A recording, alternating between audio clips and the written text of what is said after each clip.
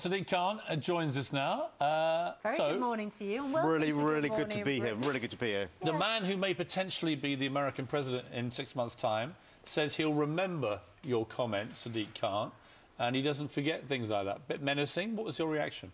Well, it's just important to put his comments in context. What Donald Trump has said is he wants to stop all Muslims going to America. He'll make an exception for me. And my point is there's nothing exceptional about me. The vast majority of Muslims are law-abiding, peaceful. I accept there are a small minority of people who do bad things. They're terrorists, they're criminals, using the name of Islam to justify what they do. But you're playing into the hands of extremists by saying Western liberal values are not compatible with mainstream Islam. In London, we proved 2 Thursdays ago, when there was a politics of fear, London chose hope over fear. London chose unity over division. And my point to Donald Trump, with the greatest respect to Donald Trump, is your views on Islam are ignorant. You know, his policies would mean Leicester, the Premier League champions, couldn't take Riyad Mahrez to America. They'd mean Nadia Hussain, the great British Bake-Off champion, couldn't go to America. Zayn Malik couldn't date Gigi Hadid because he's a Muslim Brit. So my point to Donald Trump, with the greatest respect, is your views on Islam are ignorant. No, see, it's interesting. When you say with greatest respect, it seems to me what there's been a complete breakdown in the relationship between Trump and between David Cameron and between you, our new London mayor, is any sense of respect. It's all got a little bit playground. You're ignorant, you're stupid, do an IQ test, so on and so on.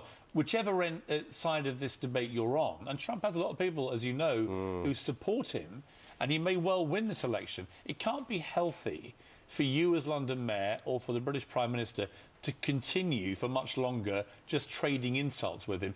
Is there not a middle ground to be met to have, you know, look, putting aside the inflammatory nature of what Trump said, what he has done is raise the debate to a massive scale, and that it's a very important debate to have. Absolutely.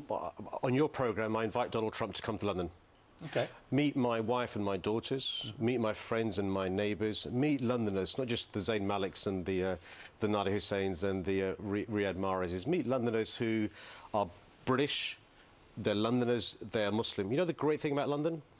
Muslims, Christians, Jews, Hindus, Sikhs, Buddhists, those who aren't a member of an organised faith, we don't just tolerate each other, we respect, we celebrate, we embrace. And my concern is this. Are you inadvertently making our countries less safe by giving the impression there is a clash of civilizations? Are you doing the job of Daesh and the extremists for them by saying the West hates Islam? I'm the West. OK, well, when we discussed these issues yesterday on the programme, I was inundated with people tweeting me saying, but there is this massive problem of Islamic terrorism. You know, there are extremists who use Islam as a justification for their terror attacks. And then we have these strange situations in which a police force, you know, mocks up a terrorist attack on a shopping centre, uses the phrase that we know Islamic terrorists use, Allahu Akbar, when, you know, sometimes when they commit these atrocities, and then has to apologise for that. You know, how do we honestly, realistically talk about Islamic terrorism and the fact that these terrorists are doing it in the name of Islam? Yeah, these are serious points, but I want to be the British Muslim that defeats extremism and radicalisation. Last week I announced as the Mayor of London an additional 432 armed response officers would be on our streets by April to help keep us safe. We've got to tackle extremism. So let me give you some examples how we can do that. But you have been accused of sharing stages with people who appear to be moderate Muslims but apparently have extremist views.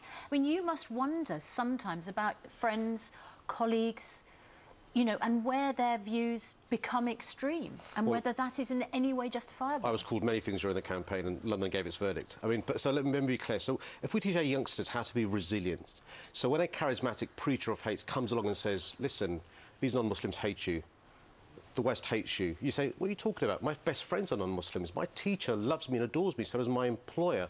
Actually, when you say the West hates you, they don't hate Mahrez, they don't hate the Mayor of London, they don't hate Nadia Hussain. Actually, you're talking nonsense. They can be resilient to say what you're saying as a charismatic preacher of hate is nonsense. Let me give you some other examples. There are now girls in London, Susanna, who last year, girls in their bedroom were radicalised via the internet. Literally in their bedroom, to the extent they jumped on a plane and went to Syria to Right. marry jihadists. We should close down these websites. We should be closing them down. We should be integrating far better. We should be promoting British Muslim role models so youngsters can realise that these charismatic preachers of faith are talking nonsense. Okay.